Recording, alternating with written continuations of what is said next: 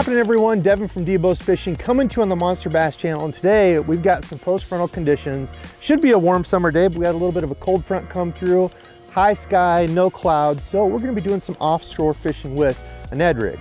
So the lake that we've got here, we've got a whole bunch of shallow grass, kind of scummy stuff up here. You know, in the summer months like this, fish are going to push off, move out a little bit deeper, and that's relative to where you live. So, you know, you might have lakes where deep to some people is 40 feet. Deep here, we're probably going to be fishing 10 to 15 feet. So a Ned rig like this is perfect. Usually I'll go with like an 1/8 ounce when I'm fishing up shallow from the bank. Today we're going to go a little bit heavier, 3/16 or 1/4, just because we got some wind and we want to get it down on those rocks and try to focus on keeping that bait there. Drag it along those, drag it next to the rocks, anything we can find, any sort of structure offshore that might be holding those fish. That's what we're going to try to attack. Now, you know, when you think of a Ned rig, you can throw something normal like the regular TRD. I like the TRD craws, or these ticklers work great. I've got some of these from rabbit baits that I haven't thrown, and I was excited when I saw these because it's like a Ned rig mixed with a hair jig. It's got hair on the end of it. So I think we're going to try these, a small presentation. You know, if that doesn't work, we can always move up to something bigger.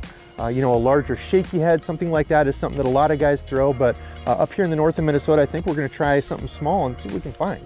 All right, so I'm gonna get rigged up, and for me, a normal Ned rig setup is like a 7-ish foot, medium power, fast action rod. You know, with a spinning rod, it's gonna be a little bit softer, but you still need that backbone because we're gonna be fishing these EWG hooks, and these are an absolute game changer for bank fishing. Now out, you know, in the boat, you can get away with an open hook, but these EWG hooks, notice it's not an exposed hook, so you've got to have a little bit of backbone in there to actually get that hook set in. So running that, I've got a 2500 or a 3000 size reel is what I like, just because you can bring in a little bit more line.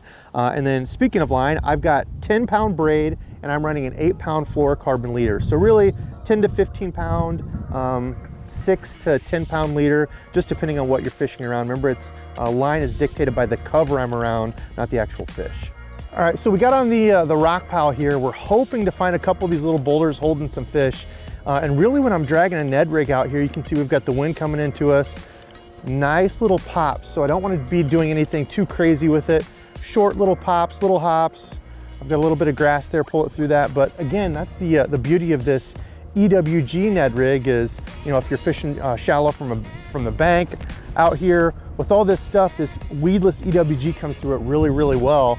That's what really shines for this type of rig, getting in close to and around cover. So with it being later summer like this, you know, we've got the fish that have moved off, spawn is done.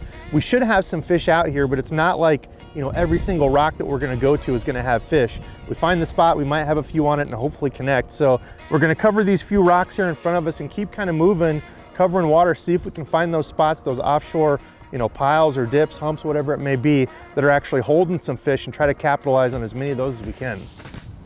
So the interesting thing about this bait, we were fishing it up just a little bit shallower, trying to find these fish, looking at some of these boulders. And with this rabbit baits Ned rig, it's pretty cool because the hair on the back, and if you're ever in a spot where you're finding yourself more dead sticking, you know, kind of dragging the Ned rig bait, kind of hopping it here, but the way that hair just flows is a really cool, different look that, like I said, it's my first time fishing it. I think could be really good in a lot of situations where those fish are picky, or especially if you're somebody who fishes, you know, shallow or does like creek fishing with this type of stuff. And you're just letting that sit in the creek with the current, making those little hairs, you know, tickling stuff in the water. I think this could be a pretty valuable tool for you.